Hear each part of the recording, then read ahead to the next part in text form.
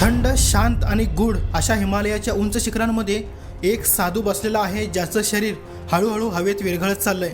पण त्याचा फक्त चेहरा उरलाय, बाकी सगळं शरीर जणू पंचतत्वांमध्ये विलीन होतंय.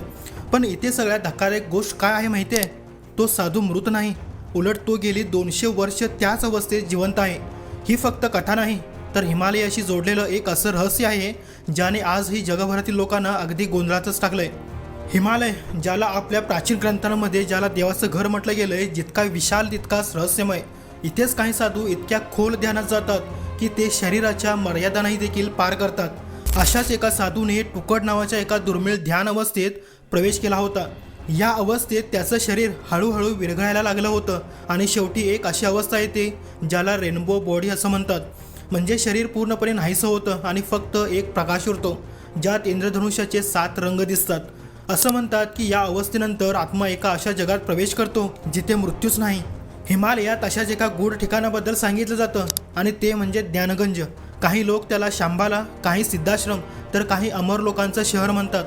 असं मानलं जातं की ही जागा खरोखर अस्तित्वात आहे, पण तिथे पोचणं प्रत्येकासाठी शक्यच नाही.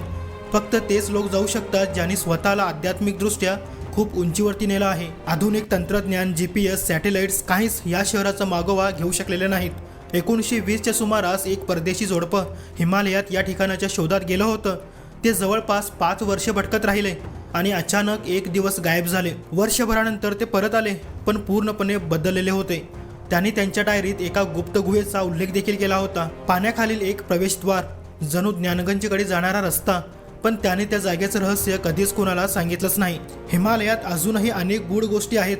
काही सैनिकांनी तिथे यतींचे पावलांचे ठसे पाहिल्याचा दावा केलाय, तर काही ठिकाणी अशा घटना घडतात ज्यांचं आजही विज्ञानाकडे उत्तरच नाही. आता एक उदाहरण म्हणून रूपकुंड तलाव.